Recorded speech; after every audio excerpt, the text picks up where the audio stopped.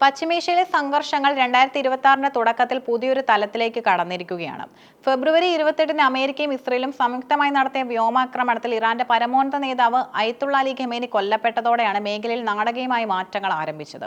അലി ഖമേനിയുടെ മരണശേഷം അദ്ദേഹത്തിന്റെ രണ്ടാമത്തെ മകൻ മുജ്തബ ഖമേനി പുതിയ പരമോന്നത നേതാവായി ചുമതലയേറ്റെങ്കിലും അദ്ദേഹത്തിന് നേരെ അമേരിക്കയും സഖ്യകക്ഷികളും വലവിരിക്കുകയാണ്. അധികാരമേറ്റ ദിവസങ്ങൾക്കുള്ളിൽ തന്നെ മുജ്തബ ഖമേനിയെ പിടികൂടാനോ വധിക്കാനോ സഹായിക്കുന്ന വിവരങ്ങൾ നൽകുന്നവർക്ക് അമേരിക്കൻ സ്റ്റേറ്റ് ഡിപ്പാർട്ട്മെന്റ് $10 മില്യൺ പാരിതോഷികം പ്രഖ്യാപിച്ചു. യുഎസിന്റെ റിവാർഡ്സ് ഫോർ ജസ്റ്റിസ് പദ്ധതിയുടെ ഭാഗമായാണ് ഈ പ്രഖ്യാപനം. മുജ്തബയെ കൂടാതെ ഇറാന്റെ ആഭ്യന്തരമന്ത്രി, IRGC ഉന്നത ഉദ്യോഗസ്ഥർ എന്നിവരും ഈ പട്ടികയിലുണ്ട്. മുജ്തബയെ നേരിട്ട് ലക്ഷ്യമിടുന്നതിലൂടെ ഇറാന്റെ ഭരണകൂടത്തിനുള്ളിൽ ഭീതി വിതയ്ക്കാനാണ് അമേരിക്ക ശ്രമിക്കുന്നത്.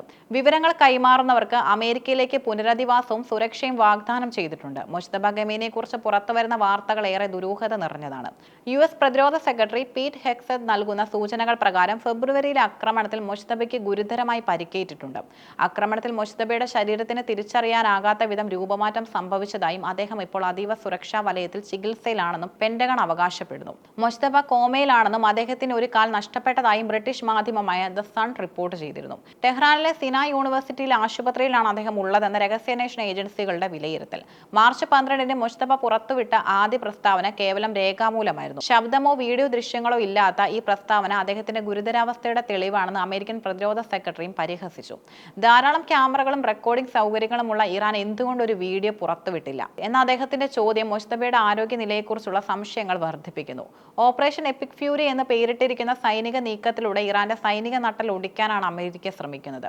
ഇറാന്റെ മിസൈൽ പ്രഹരശേഷിയുടെ 90% ഡ്രോൺ ആക്രമണ ശേഷിയുടെ 95% നശിപ്പിച്ചതായി പെന്റഗൺ അവകാശപ്പെട്ടു. ഇതുവരെ 15,000-ഓളം ഇറാനിയൻ സൈനിക താവളങ്ങൾ സഖ്യകക്ഷികൾ തകർത്തു കഴിഞ്ഞു.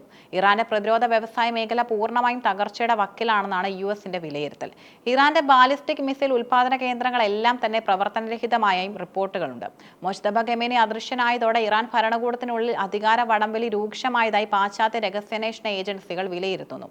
അലി ഖമേനിയുടെ മരണശേഷം പെട്ടെന്നുണ്ടായ ഈ മാറ്റം IRGC കമാൻഡർമാർക്കിടയിൽ ഭിന്നതയുണ്ടാക്കിയിട്ടുണ്ട്. മുജ്തബയ്ക്ക് പകരം മറ്റൊരു നേതാവിനെ കൊണ്ടുവരാനുള്ള സാധ്യതകളും ചർച്ച ചെയ്യപ്പെടുന്നുണ്ട്. പ്രചരിക്കുന്നുണ്ടെങ്കിലും അന്താരാഷ്ട്ര സമൂഹം അവ വിശ്വസിക്കാൻ തയ്യാറല്ല. ഭരണസിരാ കേന്ദ്രങ്ങളിലെ ഓരോ നീക്കം സാറ്റലൈറ്റുകൾ വഴിയും സൈബർ ഓപ്പറേഷനുകൾ വഴിയും അമേരിക്ക നിരീക്ഷിച്ചുകൊണ്ടിരിക്കുകയാണ്. ഈ സംഘർഷം കേവലം ഇറാനിൽ മാത്രം ഒതുങ്ങി നിൽക്കുന്നില്ല. ഹോർമുസ് കടലിടുക്ക് അടയ്ക്കുമെന്ന ഇറാന്റെ ഭീഷണി ആഗോള വിപണിയെ വല്ലാതെ ബാധിച്ചിട്ടുണ്ട്. ലോകത്തെ എണ്ണ വിതരണത്തിന്റെ 20% കടന്നു പോകുന്ന ഈ പാത തടസ്സപ്പെട്ടത് ആഗോള എണ്ണവില കുതിച്ചുയരാൻ കാരണമായി. ഇന്ത്യയെ സംബന്ധിച്ചിടത്തോളം ഈ സംഘർഷം വലിയൊരു വെല്ലുവിളിയാണ്. ഇറാനുമായി അടുത്ത ബന്ധമുള്ള ഇന്ത്യ തങ്ങളുടെ ഇന്ധന സുരക്ഷ ഉറപ്പാക്കാൻ നയതന്ത്രപരമായ നീക്കങ്ങളാണ് നടത്തുന്നത്. നാവികസേനയുടെ അകമ്പടിയോടെ ഇന്ത്യൻ കപ്പലുകൾ ഹോർമുസ് കടലിടുക്ക് കടക്കുന്നത് ഇതിന്റെ ഭാഗമാണ്. പശ്ചിമേഷ്യയിലെ യുദ്ധം 3-ാം ആഴ്ചയിലേക്ക് കടക്കുമ്പോൾ മുജ്തബ ഖമേനിയുടെ ഭാവി എന്താകും എന്നതിനെ ആശ്രയിച്ചിരിക്കും ഇനിയുള്ള നീക്കങ്ങൾ. അമേരിക്കൻ പ്രഹരങ്ങളും ആഭ്യന്തര പ്രക്ഷോഭങ്ങളും ഇറാന്റെ അടിത്തറ ഇളക്കിയിരിക്കുകയാണ്. എങ്കിലും ഒരു ദശാബ്ദത്തിലേറെയായി പടുത്തുയർത്തിയ തങ്ങളുടെ പ്രതിരോധ സംവിധാനങ്ങൾ പൂർണ്ണമായും തകർന്നിട്ടില്ലെന്ന് തെളിയിക്കാനുള്ള നീക്കങ്ങൾ ഇറാന്റെ ഭാഗത്തു നിന്നും ഉണ്ടായേക്കാം. മുജ്തബ ഖമേനിയെ പിടികൂടാനോ വധിക്കാനോ അമേരിക്കയ്ക്ക് സാധിച്ചാൽ അത് ഇസ്ലാമിക റിപ്പബ്ലിക്കിന്റെ ചരിത്രത്തിൽ തന്നെ ഏറ്റവും വലിയ മാറ്റത്തിനും വഴിയൊരുക്കും. വരും ദിവസങ്ങളിൽ പശ്ചിമേഷ്യയിൽ നിന്ന് പുറത്തുവരുന്ന വാർത്തകൾ ലോകത്തെ സംബന്ധിച്ചിടത്തോളം അതീവ നിർണായകമാണ്.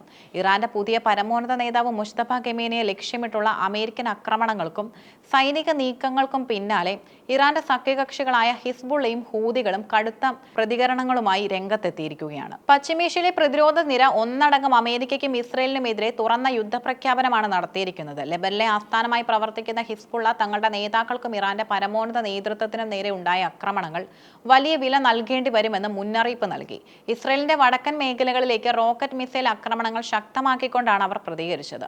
മുജ്തബ ഖമേനിയെ ലക്ഷ്യമിടുന്നത് ഇസ്ലാമിക ലോകത്തിന് നേരെയുള്ള വെല്ലുവിളിയാണെന്നും തങ്ങളുടെ പോരാളികൾ ഏത് സാഹചര്യത്തെയും നേരിടാൻ സജ്ജരാണെന്നും ഹിസ്ബുള്ളയുടെ വക്താക്കളും വ്യക്തമാക്കി. യമനിലെ ഹൂതി വിമതരാകട്ടെ ചെങ്കടലിലൂടെയുള്ള അമേരിക്കൻ ഇസ്രായേൽ കപ്പലുകൾക്ക് നേരെ ഡ്രോൺ മിസൈൽ ആക്രമണങ്ങൾ തീവ്രമാക്കി. ഹോർമുസ് കടലിടുക്കിന് പിന്നാലെ ബാബ് അൽ മദബ് കടലിടുക്കിലും തടസ്സപ്പെടുത്തുമെന്ന ഭീഷണി അവർ ഉയർത്തുന്നു. അമേരിക്കൻ സാമ്രാജ്യത്വത്തിന്റെ അന്ത്യം കുറിക്കുന്ന പോരാട്ടമാണിതെന്ന് ഹൂതി നേതാവ് അബ്ദുൽ മാലിക് അൽ ഹൂതി പ്രഖ്യാപിച്ചു. ഇറാന്റെ സൈനിക ശേഷി തകർക്കപ്പെട്ടുവെന്ന പെന്റഗണിന്റെ വാദങ്ങൾ തള്ളിക്കളഞ്ഞ ഇവർ തങ്ങളുടെ പക്കൽ ഇനിയും അപ്രതീക്ഷിതമായ ആയുധങ്ങൾ ഉണ്ടെന്നും അവകാശപ്പെടുന്നു. ഈ സായുധ ഗ്രൂപ്പുകളുടെ സജീവമായ ഇടപെടൽ പശ്ചിമേഷ്യയിലെ യുദ്ധം ലെബനിലേക്കും യമനിലേക്കും വ്യാപിപ്പിക്കാനുള്ള സാധ്യത വർദ്ധിപ്പിച്ചിരിക്കുകയാണ്.